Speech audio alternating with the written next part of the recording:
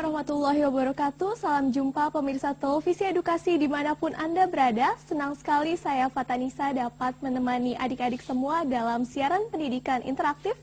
Dan pada kesempatan kali ini dikhususkan untuk adik-adik yang duduk di bangku sekolah menengah pertama atau SMP. Pelajarannya adalah bahasa Inggris. Dan seperti biasa saat ini saya... Okay, hello, how are you? Meet me again with Inayatullah and we are going to learn English, especially for junior high school. Iya. Topik yang akan kita bahas itu mengenai kurang lebihnya ya, short message, and then ada procedure text and report text. Kita mulai ke indikator dahulu ya, Mbak Nisa ya. Ya. Oke, saya bacakan indikatornya.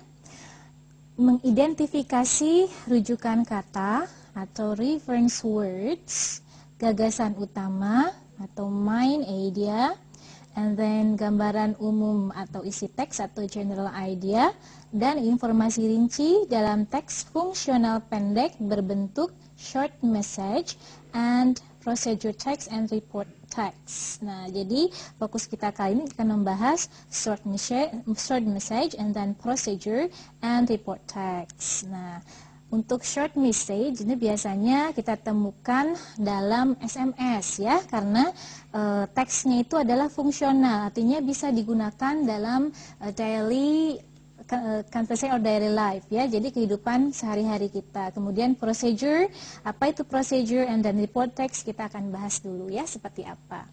Oke, kita langsung saja kepada contoh dari short message. Oke, sini ada, ini adalah bentuk dari SMS ya, short message service ya, yang sering digunakan adik-adik di rumah untuk mengirim pesan ya melalui handphone. Oke.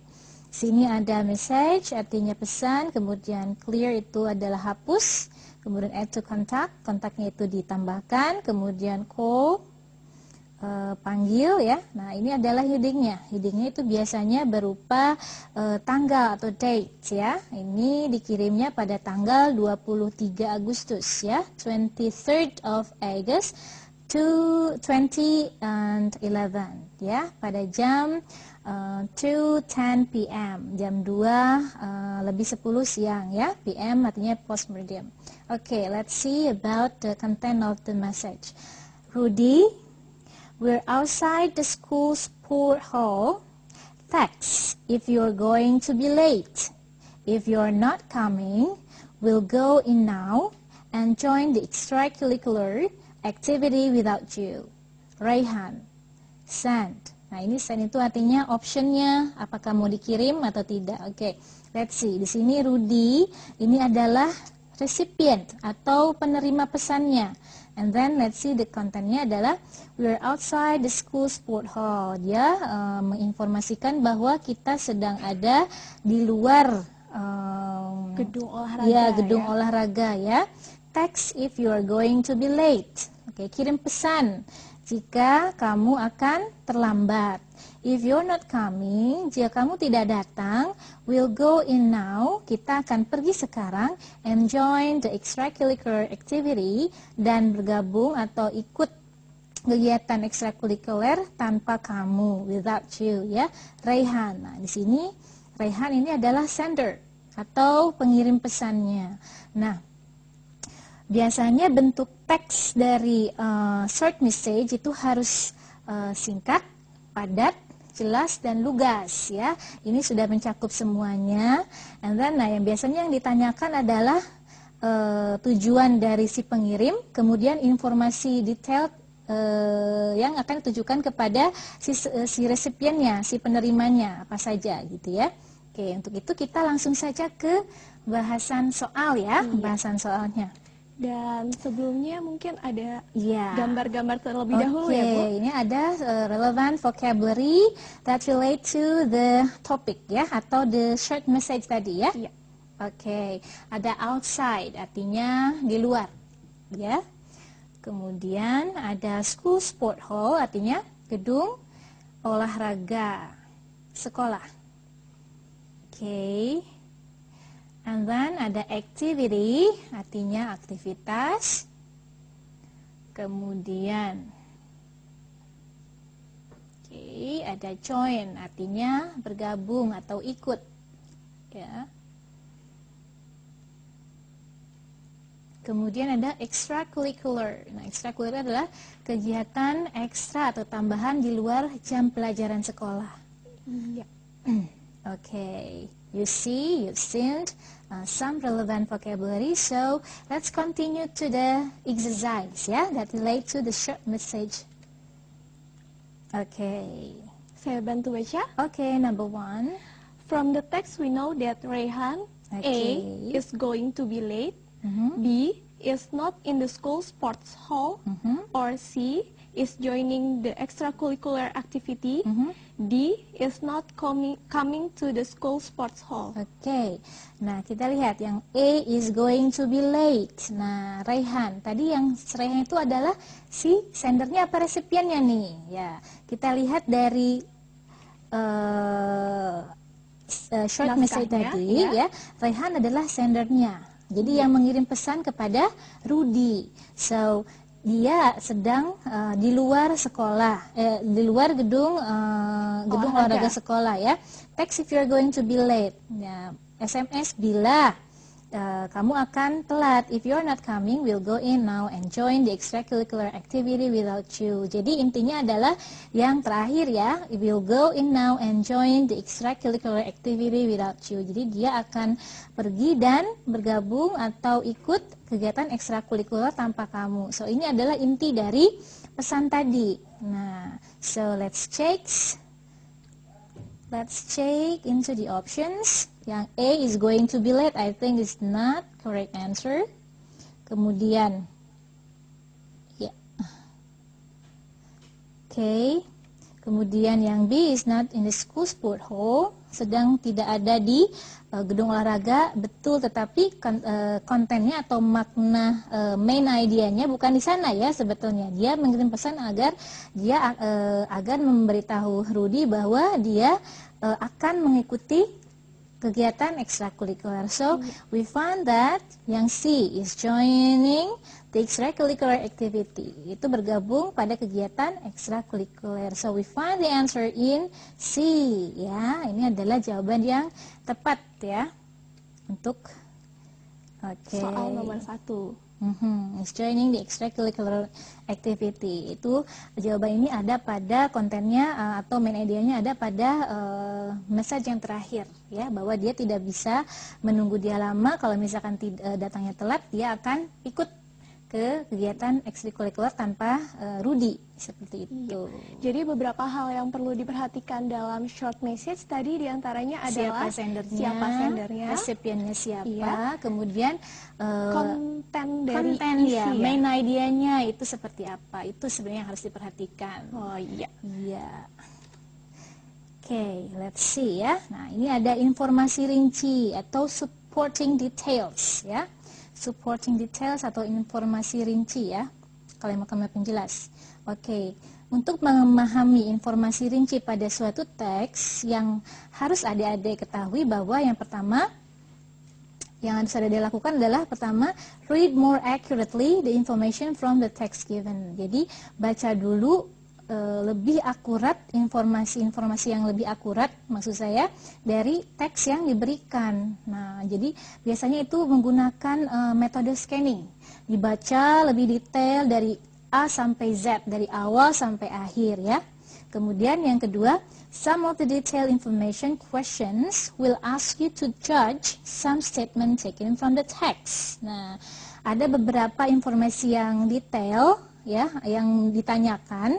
Nah, itu akan menanyakan bagaimana Anda menilai pernyataan-pernyataan yang diambil dari teks, apakah sama atau tidak, itu apakah itu betul apa tidak, ya, sama dengan apa yang ditampilkan dalam teks. Kemudian yang ketiga, read the data one by one from the text. Nah, ini adalah salah satu cara dari scanning tadi.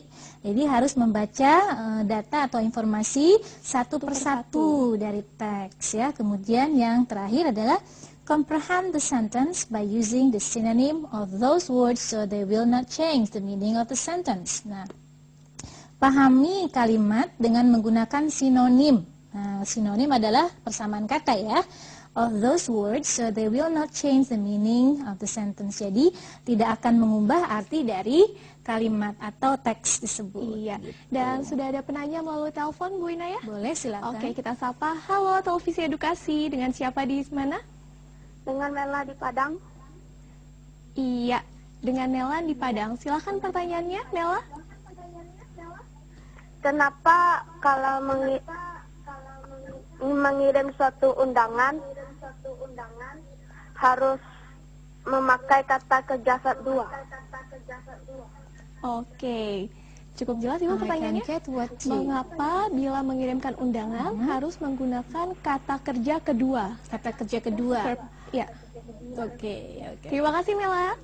Iya. Oke, thank you for your questions. Oke ya, sebetulnya bukan kata kerja yang kedua, itu adalah bentuk modal yang kedua, modal auxiliary atau kata kerja bantu ya, kata kerja bantu yang memiliki makna yang berbeda. Seperti misalnya would. Ya, would. Ketika kita mengundang seseorang, kita memakai modal would. Nah, generalnya kita sebetulnya menggunakan bentuk verb yang asli atau verb infinitive untuk mengundang seseorang. For example, saya ingin mengajak Anda untuk pergi ke konsernya Justin Bieber, for example ya. Oke, and kamu harus menggunakan ungkapan-ungkapan seperti ini. I would like to invite you to come to Justin Bieber's concert, misalnya begitu. Jadi menggunakan would like. Atau misalnya ketika menggunakan kalimat pertanyaan, gunakanlah would you like to come to Justin Bieber concert? Nah, would di sini adalah bentuk modal kedua, tetapi digunakannya tetap dalam bentuk yang present ya, dalam bentuk at point of time, tidak berdasarkan tenses masa lalu atau bentuk kedua seperti itu. Iya. Dan sekarang sudah ada penanya melalui SMS dari nomor 08191257 sekian yang menanyakan it's on me have a similar word with it's Yes. on me. It's on me. It's on me itu artinya adalah it's on me. I think ya it's up to me ya. Itu menurut saya. It's on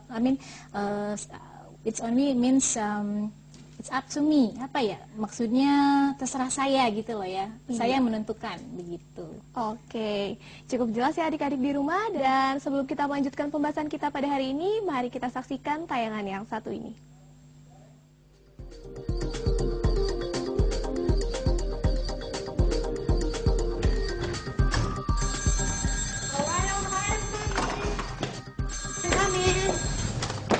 Say hello, this is Monique. No, she's not here at the moment. Would you like to leave a message? Okay.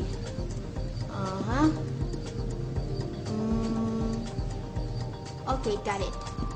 Oh, anything else? Okay. Thanks for informing. Bye.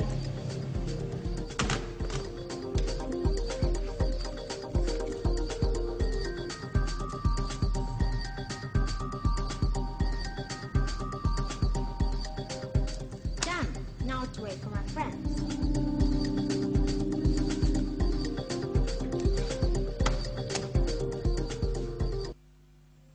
Iya adik-adik, tadi demikian tayangannya. Dan mari kita dengarkan pendapat dari Bu Inayah tentang tadi membahas tentang apa sih tayangan tersebut? Nah, tayangan tersebut sebetulnya membahas tentang materi yang pertama ya, yang berupa short message. Jadi ada memo yang ditempel pada pintu tapi tidak dibaca, dan kemudian adik tersebut menerima telepon dan si penelponnya menitipkan pesan pada adik dan ditulis di memo teleponnya ya tentang apa saja pesan-pesan yang dititipkan pada adik tersebut. Jadi menunjukkan bahwa short message itu memang digunakan pada kehidupan sehari-hari ya. Tidak hanya untuk SMS, tapi seandainya ada yang mau menitipkan pesan, itu juga biasa menggunakan short message.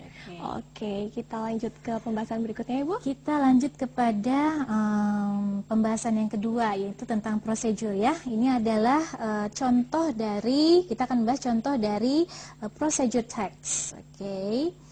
Directions on how to make pancake ya. Oke, cara-cara bagaimana membuat pancake atau kue dadar ya, kalau misalkan di bahasa Indonesia kan. Oke. The first steps, okay. In a large bowl, sift together the flour, baking powder, salt, and sugar. Make a well in the center and pour in the milk, egg, and melted butter. Mix until smooth. And then heat a lightly oiled griddle or frying pan over medium-high heat. Pour a scoop the butter onto the griddle, using approximately a quarter cup for each pancake. Browned on both sides and serve hot. Nah, ini adalah contoh salah satu dari bentuk teks prosedur. Nah, adik-adik juga harus mengetahui apa sih prosedur teks itu ya. Nah, yang harus adik ketahui bahwa prosedur teks itu adalah bentuk teks yang menyatakan bagaimana cara membuat sesuatu, bagaimana cara mengoperasikan, atau bisa berupa direction atau arahan-arahan gitu. Nah, biasanya itu dalam prosedur teks ini ada subsequent step ya, subsequential step, artinya step-step yang berurutan dari awal sampai akhir. Biasanya yang pertama adalah bagaimana yang berisi tentang ingredients, kemudian cara-cara, dan yang terakhir adalah hasil atau result dari how to make or how to operate.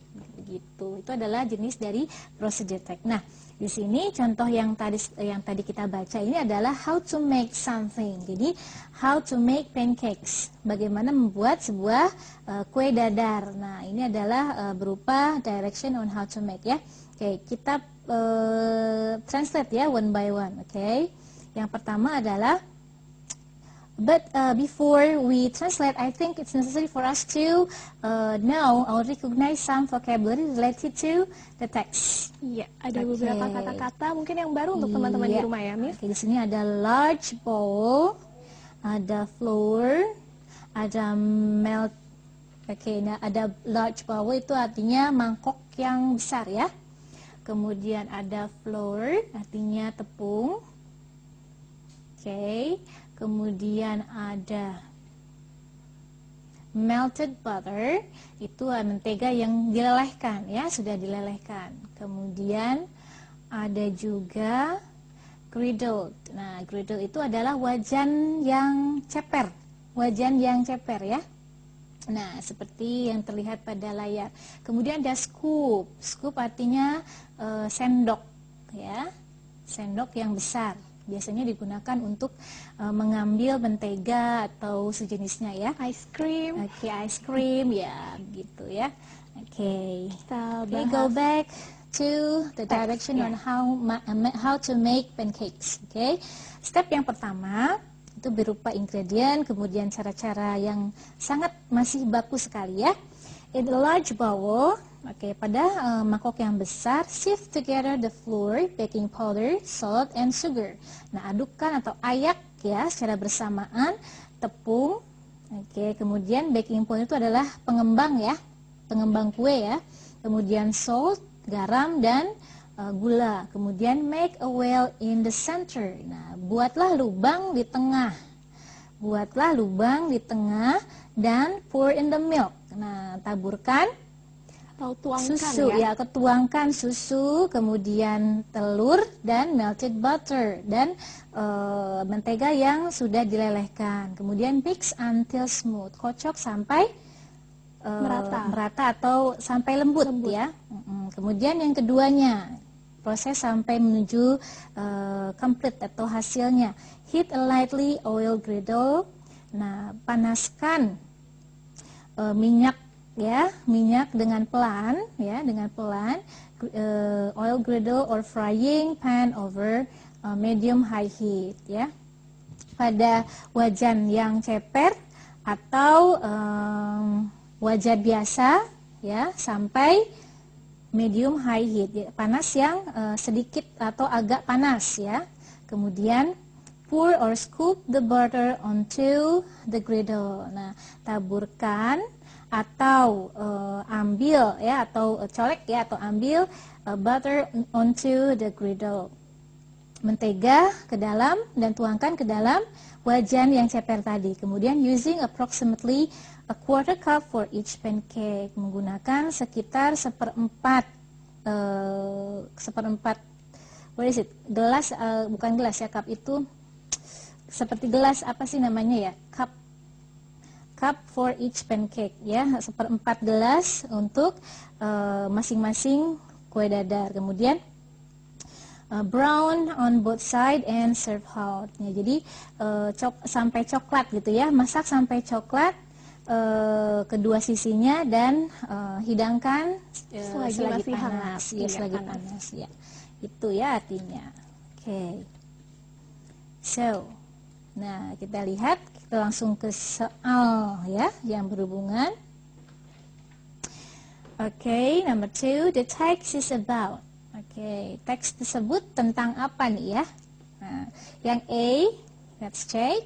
A discussion with the readers on how to make pancakes. Nah, diskusi dengan pembaca tentang bagaimana membuat sebuah pancake. Kemudian yang B, an entertainment for readers in making pancake.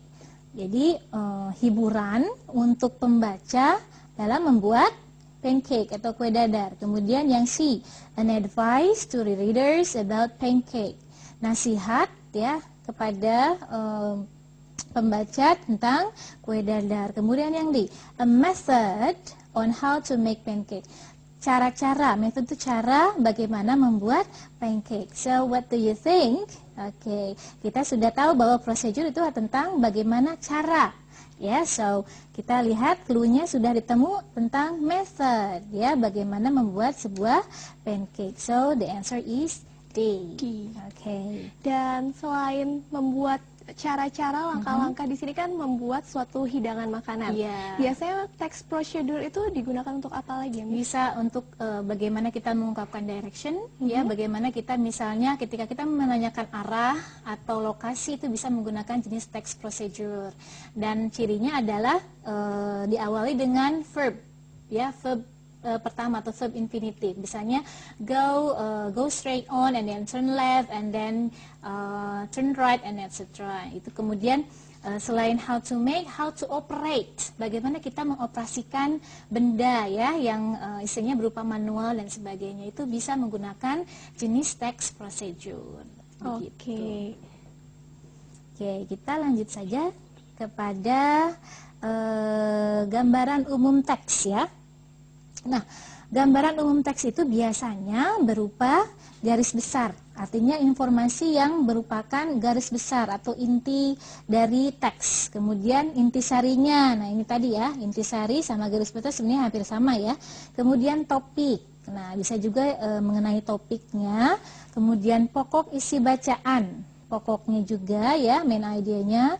Kemudian menanyakan judul dari teks bacaan atau tentang apa topik teks bacaan. Ini sebenarnya semuanya hampir sama ya.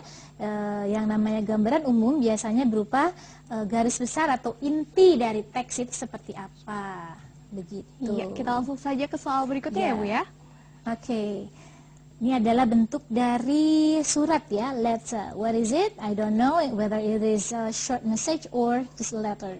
Okay, dear Yani, I'm sorry I have to tell you that I can't come to your house to work on our project as we have planned before. An unexpected things happen. My grandma must be hospitalized soon. I'll inform you about our plan later. Dara. Nah, ini biasanya sejenis semacam memo ya. Kalau misalkan memo kan digunakan pada untuk jenis-jenis yang formal, biasanya di kantor dan sebagainya. Okay, so before we continue to the lesson, I think it's necessary for us to know or recognize about relevant vocabularies. Okay ya. Okay, sini ada vocabnya, ada house artinya rumah, ya. Rumah dalam artian appearance-nya ya. Ada project artinya tugas atau project ya. Kemudian ada grandma artinya nenek atau bahasa biasanya grandmother. Oke, ibunya dari ibu atau ibunya dari bapak. Kemudian ada hospital, artinya rumah sakit. Kemudian ada hospitalized. Nah, hospitalized itu artinya dirawat, ya. Dirawat ini adalah passive form dari hospitalized. Hospitalized artinya dirawat. Iya, kita kembali ke So we soalnya, Bu. continue to the exercise, ya. Number 3. What does the text tell us about? Nah, ini biasanya kan yang namanya letter, yang pertama introductions, ya. I'm sorry, why he sent or he or she sent the letter. Okay, what does the text tells about? Nah, to inform. Isinya kan untuk menyatakan bahwa dia tidak bisa datang karena neneknya dirawat di rumah sakit. Okay, so yang A, to show that there was an unexpected thing happen. B, to ask Yani to work on the project. And then C, to persuade Yani to change their project. And D, to tell about the delay of an activity. So the answer is D, ya. Untuk memberitahu bahwa aktivitasnya di-delay atau ditunda sementara, ya, karena alasan tertentu. Dan sudah ada adik-adik yang bertanya lagi di rumah. Kita sapa, halo Televisi Edukasi, dengan siapa di mana? Halo, Ya, halo. Dengan siapa di mana? dengan Rizal di Gorontalo. Dengan Rizal di Gorontalo. Silakan pertanyaannya. Iya, pertanyaannya apakah prosedur teks mempunyai tensis?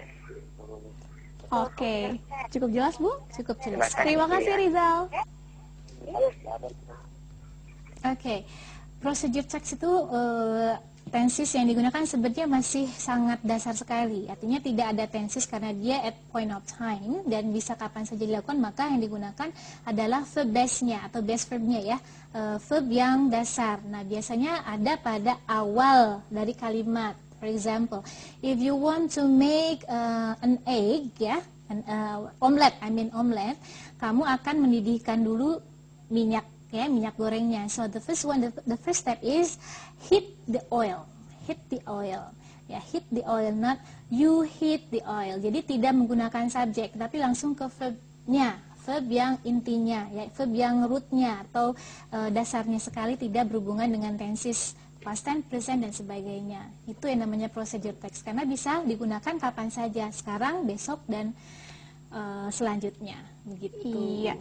Dan adik-adik di rumah jangan kemana-mana karena setelah yang satu ini masih ada beberapa pembahasan yang akan dibahas dan juga di akhir segmen nanti akan ada kuis si kuadran cerdik, cepat, cermat dan ceria setelah tayangan yang satu ini. Ya, kita masuk ke pembahasan selanjutnya, Miss Inaya. Oke.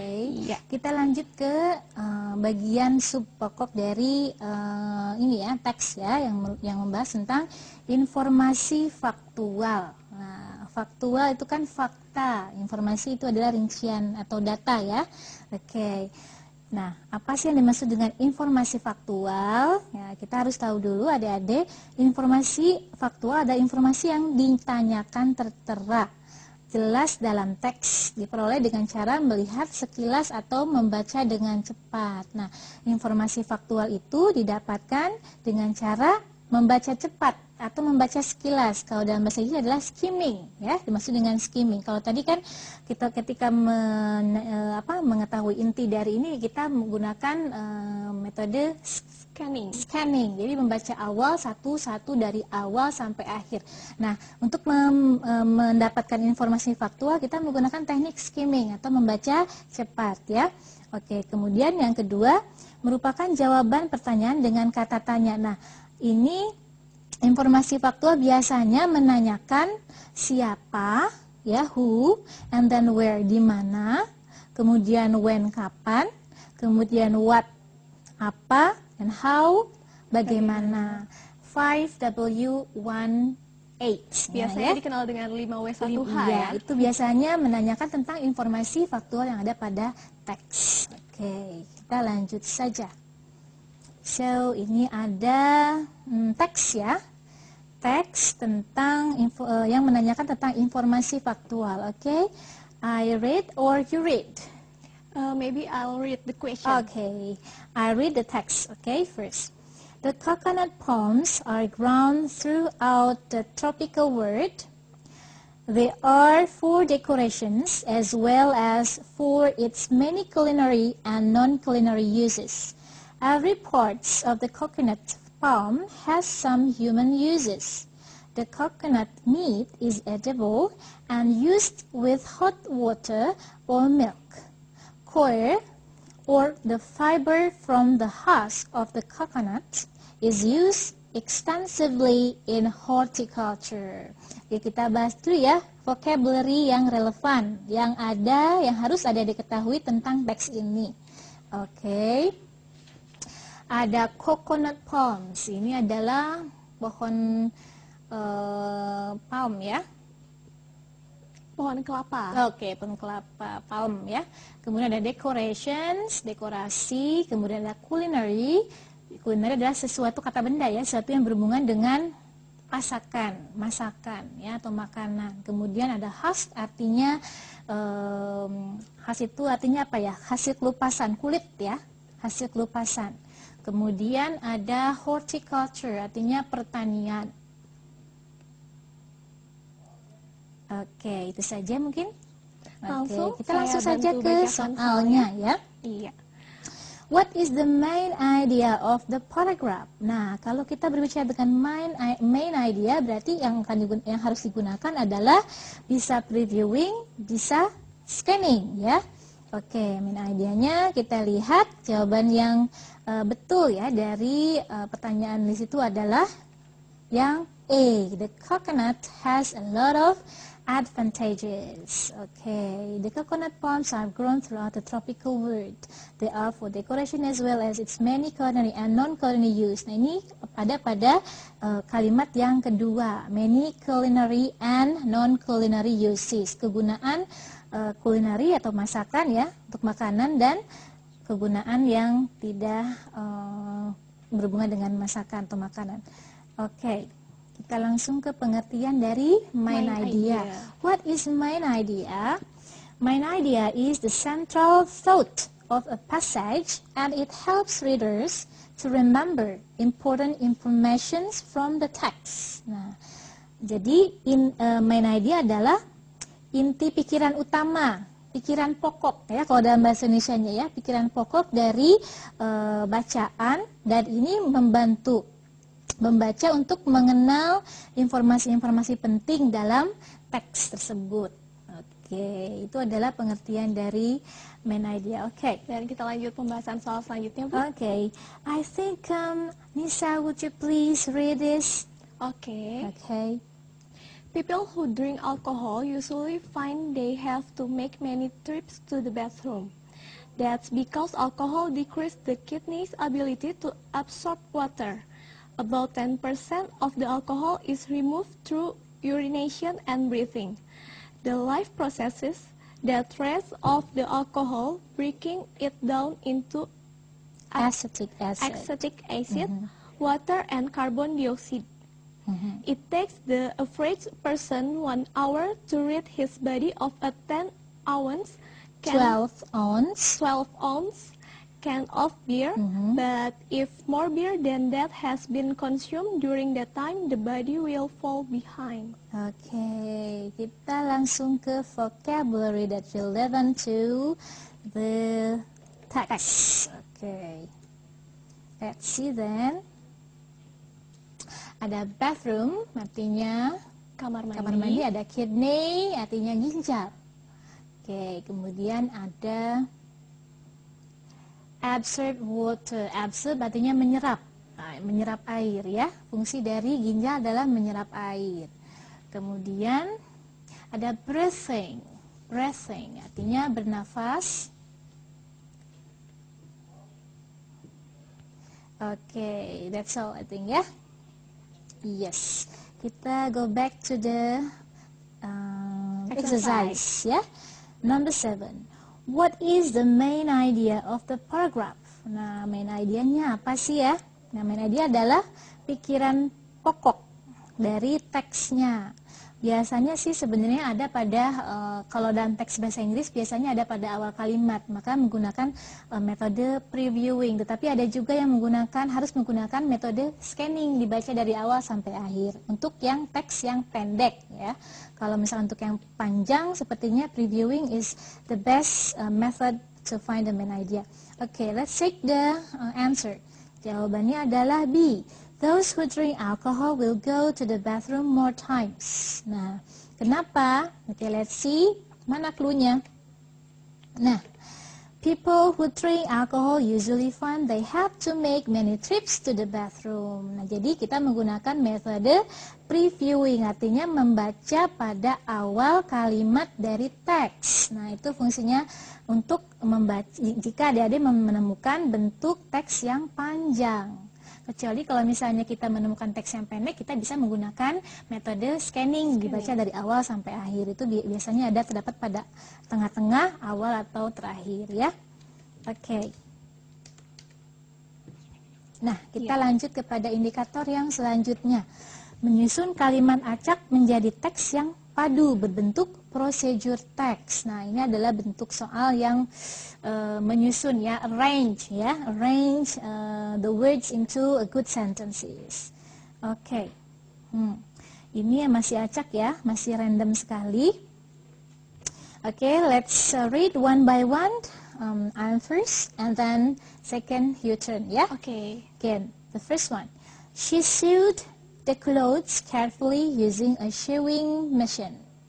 And then, mother made a dress for Nadia last week. Nadia looked very happy on her new dress. First, mother took the measurement of her waist. Then, she made a pattern of the dress. After that, mother cut the pattern using a pair of scissors. Oke, kita Masuk ke Masuk ke vocabulary, vocabulary yang langsung. ada teks Oke. tersebut ya, Miss. Kita lihat ada sew, verb ya, kata kerja yang artinya menjahit. Sew. Kemudian ada clothes, artinya pakaian, bisa itu celana, kaos, baju, rok, dan sebagainya. Kemudian ada sewing machine, artinya mesin jahit.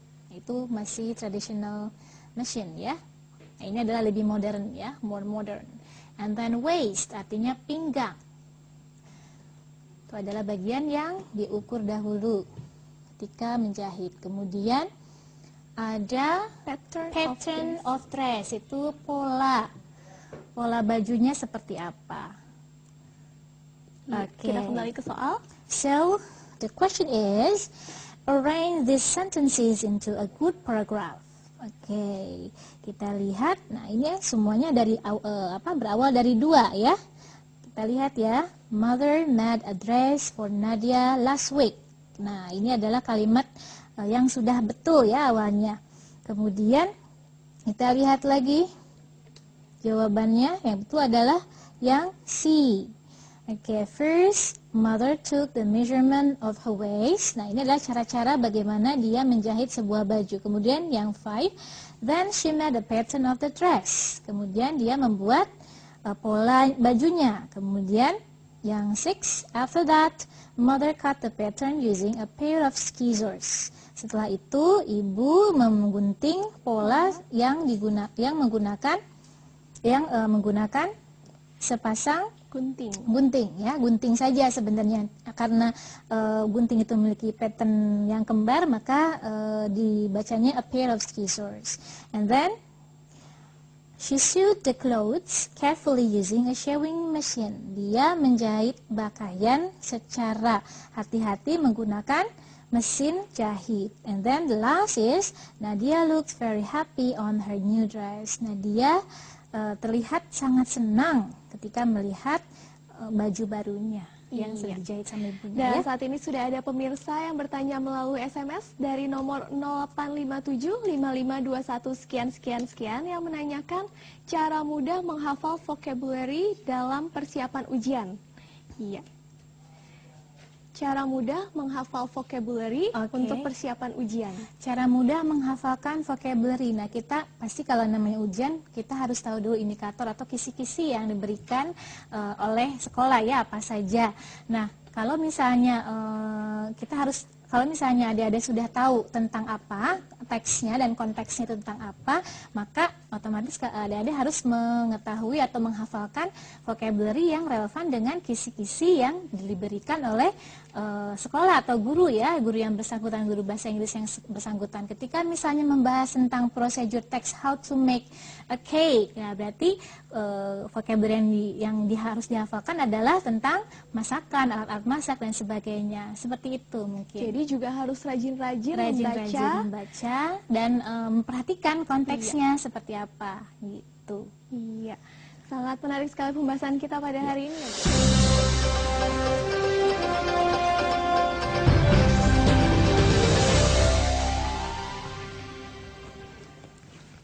Halo adik, kita bertemu lagi dalam acara kuis Si Kuadran, cerdik, cepat, cermat, dan ceria. Senang sekali.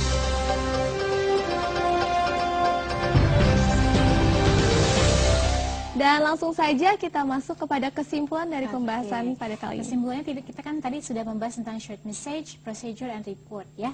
Tapi yang diutamakan adalah procedure and short message. Nah, untuk mengungkapkan short message dan menulis short message itu harus menggunakan kalimat yang jelas, lugas, dan sederhana. Kemudian untuk yang procedure text harus ada diketahui bahwa procedure text adalah bentuk teks yang membahas tentang bagaimana cara membuat, mengarahkan atau untuk mengoperasikan sesuatu atau berupa manual dan sebagainya. Itu saja yang akan saya sampaikan. Jangan lupa tentang kriteria, tentang aspek-aspek seperti informasi faktual, main idea itu akan biasanya selalu ditanyakan pada teks-teks berbentuk keduanya, short message dan procedure. Iya, jelas sekali ya kesimpulan pada pembahasan hari ini. Dan demikianlah adik-adik yang dibahas pada hari ini. Terima kasih karena adik-adik telah menyaksikan. Juga terima kasih kepada Bu Inayah. Untuk adik-adik yang sudah memasuki liburan, tetap semangat belajar. Saya Fatanisa mewakili seluruh kerabat kerja yang bertugas mengucapkan terima kasih atas perhatian adik-adik dan sampai jumpa.